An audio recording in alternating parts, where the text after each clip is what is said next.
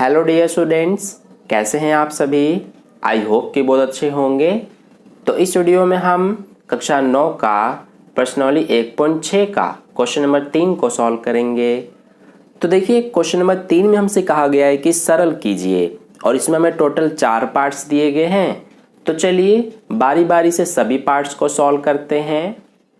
तो देखिए dear students, first part में हमें ये क्वेश्चन दिया हुआ है। हमें दिया गया है 2 की घात 2/3 गुणा में, ये जो आप डॉट देख रहे हैं इसका मतलब गुणा होता है, ठीक है। तो गुणा में 2 की घात 1/5 ये हमें दिया गया है, इसको हमें सॉल्व करना है। तो देखिए कैसे करेंगे, यहाँ पर इसमें हम घातांक का नियम यूज करेंगे। तो आपको घातांक का नियम अच्छे से पता होगा। इसमें हम कौन सा घातांक का नियम लगा सकते हैं, इसमें हम ये वाला घातांक का नियम लगा सकते हैं कि जब a की घात m हो और ये गुणा में हो a की घात n के साथ, तो क्या होता है हमारा कि जो a होता है यानी कि जो आधार होता है, ये देखिए a और ये a ये आधार हैं। तो सॉल्व करते टाइम इसको हम एक बार लिख देते हैं और जो घातें होती हैं दोनों उनको हम जोड़ देते हैं, ठीक है। तो सेम ऐसा सिचुएशन ही इस क्वेश्चन में है। देखिए दोनों एक ही जगह पर यहाँ पर 2 है, दोनों एक जैसे हैं, और m और n की जगह पर यहाँ 2/3 और 1/5 है। तो हम क्या करेंगे अब कि यहाँ पर जो आधार है उसको एक बार लिखा गया है, तो हम भी ये जो हैं इनको एक बार लिख देंगे 2 को, ठीक है। और घातें इसमें जुड़ गई हैं तो हम भी इसमें ये जो दोनों घातें हैं इनको जोड़ देंगे। सबसे पहले है 2/3 और फिर इसके बाद है 1/5, तो इन दोनों को हमें जोड़ना है। तो देखिए अब आगे करते हैं, ये 2 को तो एज इट इज लिख देंगे। अब यहाँ पर इसको हम कैसे सॉल्व करते हैं, ये हमारा भिन्न का क्वेश्चन है।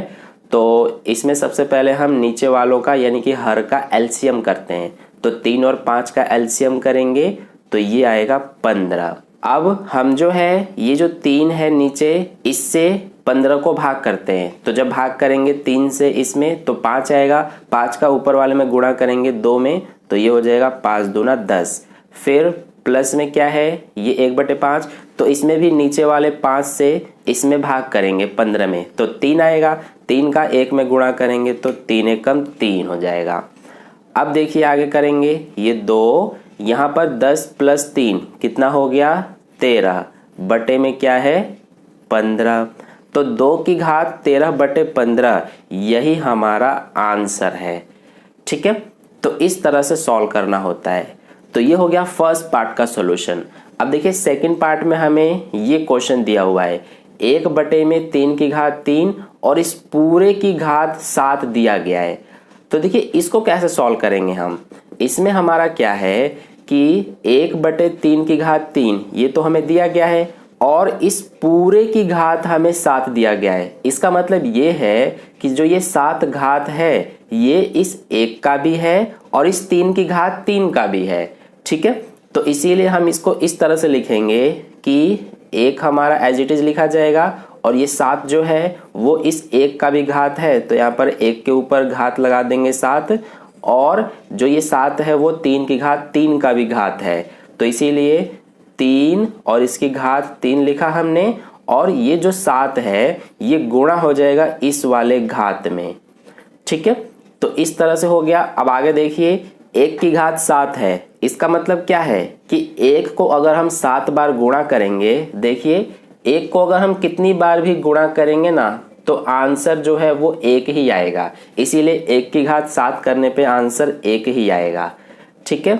बटे में क्या है 3 और ये दोनों घाते का गुणा हो रहा है तो 3 × 7 करेंगे तो 3 × 7 21 हो जाएगा। तो ये आ गया 1/3 की घात 21। तो आप चाहे तो यहाँ पर आंसर छोड़ सकते हैं या फिर आप इसको आगे भी सॉल्व कर सकते हैं। आगे कैसे करेंगे, ये जो बटे में 3 की घात 21 है इसको हम ऊपर ले जा सकते हैं। तो जब हम 3 की घात 21 को ऊपर ले जाएंगे तो इसकी घात जो है वो अभी धनात्मक है यानी प्लस में है, तो ये ऋणात्मक हो जाएगी, ठीक है। क्योंकि हम इसमें क्या कर रहे हैं, हम इसको पलट रहे हैं, यानी ये नीचे जो है इसको हम ऊपर लेके जा रहे हैं, इसीलिए इसकी घात ऋणात्मक हो जाएगी। तो ये 3 लिखा हमने और इसकी घात अब -21 हो जाएगी। तो यही हमारा हो जाएगा आंसर सेकंड क्वेश्चन का। अब चलिए हम थर्ड और फोर्थ पार्ट को करते हैं। तो देखिए डियर स्टूडेंट्स, थर्ड पार्ट में हमें ये क्वेश्चन दिया हुआ है 11 की घात 1/2 बटे में 11 की घात 1/4। तो इसको कैसे सॉल्व करेंगे हम, इसमें भी हम देखेंगे कि कौन सा घातांक का नियम इसमें अप्लाई हो सकता है। तो देखिए ये हमारा कुछ इस रूप में है, a की घात m बटे में a की घात n के रूप में, है ना। क्योंकि देखिए a और a यानी कि आधार जो है इसमें सेम है 11 और 11 और घातें अलग अलग है, तो इसीलिए हम ये वाला घातांक का नियम इसमें अप्लाई कर सकते हैं। तो क्या होता है इसके बराबर में, यानी कि जब a की घात m बटे में a की घात n हो तो हम क्या करते हैं कि जो ये a है यानी कि जो आधार है इसको एक बार लिखते हैं और जो घातें हैं इनको हम घटा देते हैं, ठीक है। तो अब देखिए इसको भी हम आगे सॉल्व कर लेते हैं। क्या करेंगे अब हम कि जो ये दोनों में 11 एक जैसा है इसको एक बार लिखेंगे और जो घातें हैं उनको हम घटा देंगे। तो पहला घात है 1/2, इसमें से हम घटा देंगे 1/4 को। तो अब देखिए आगे सॉल्व कर लेते हैं। ये 11 यहाँ पर इसमें भी 2 और 4 का एलसीएम करेंगे सबसे पहले, तो 4 आएगा। अब 2 से 4 को भाग करेंगे तो 2 आएगा, 2 का 1 में गुणा करने पर 2 एकम 2, माइनस में 4 से 4 को भाग करेंगे तो 1 आएगा, 1 का 1 में गुणा करेंगे तो 1 ही आएगा। तो यहाँ से ये 11 और 2 माइनस 1, 1 बचेगा, बटे में क्या है 4, तो 11 की घात 1/4 यही हो जाएगा हमारा आंसर, ठीक है। तो ये हो गया थर्ड पार्ट। अब देखिए लास्ट फोर्थ पार्ट में हमें ये क्वेश्चन दिया हुआ है, इसमें दिया है 7 की घात 1/2 गुणा में 8 की घात 1/2। तो इसमें देखिए हम कौन सा घातांक का नियम अप्लाई कर सकते हैं।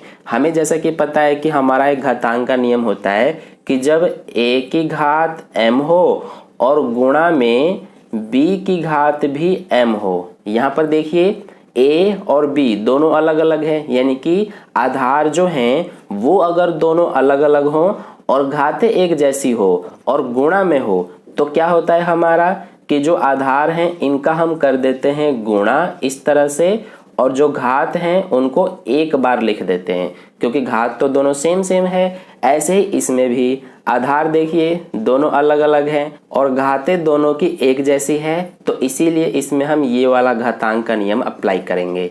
तो क्या होगा हमारा कि हम क्या करेंगे अब कि इसमें देखिए a और b का गुणा हुआ है तो हम भी इसमें 7 और 8 का गुणा कर देंगे इस तरह से, और घातों को एक बार लिखा गया है तो हम भी जो ये घातें हैं इनको एक बार इस तरह से लिख देंगे।